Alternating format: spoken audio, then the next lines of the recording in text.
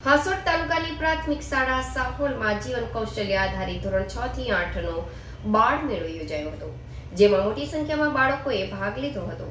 જેમાં બાળકોએ fuse બાંધવો, screw લગાવવો, કુકર બંધ કરવું, ખીલ્લી લગાવવી, ટાયરનું પંચર રિપેર કરવું, હાથ ઉપર મહેંદી લગાવવી, વેસ્ટમાંથી બેસ્ટ બનાવવું, રંગોળી બનાવવી, ધ્વજવંદન બાંધવાની રીત, મેટ્રિક મેલા અંતર્ગત વિવિધ પ્રવૃત્તિઓ, આનંદ મેળા અંગે વસ્તુ સામગ્રી સ્ટોલ, મેદાન દોરાવવાની પ્રવૃત્તિઓ શાળા પરિવાર દ્વારા કરાવવામાં આવી હતી। જ્યારે ઇલાવ પ્રાથમિક આરોગ્ય કેન્દ્રના મલ્ટીપર્પઝ હેલ્થ સુપરવાઇઝર ઉમેશભાઈ પટેલે બાળકોને વ્યસનથી થતા નુકસાન વિશે સંપૂર્ણ વિગતવાર સમજ આપી હતી।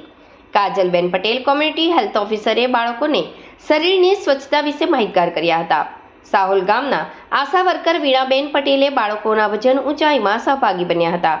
આચાર્ય નિલેશભાઈ સોલંકીએ પ્રાથમિક આરોગ્ય કેન્દ્ર ઇલાવના મેડિકલ ઓફિસર ડોક્ટર વિધિ અડાજણિયાનો આ તબક્કે આભાર વ્યક્ત કર્યો હતો।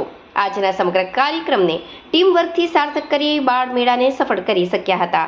આજરોજ પ્રાથમિક શાળા સાહોલ ખાતે જીવન કૌશલ્ય આધારિત અંતર્ગત બાળ મેળાનું આયોજન કરેલું હતું।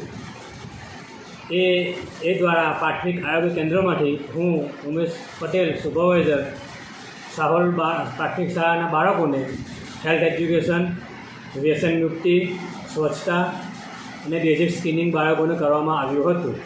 તેમજ વ્યસનને લીધે આપણા શરીર પર પ્રત્યક્ષ અને પરોક્ષ શું એના અસર થાય છે એ વિશે બાળકોને વિસ્તૃત સમજ આપી હતી। તેમજ પોતાના ઘરમાં અને આજુબાજુ કોઈ પણ વ્યક્તિ વ્યસન ના કરે એવી બાળકોને શપથ લેવડાવી હતી। આ શાળાના તમામ બાળકોનું વજન ઊંચાઈ પર કરવામાં આવ્યું હતું।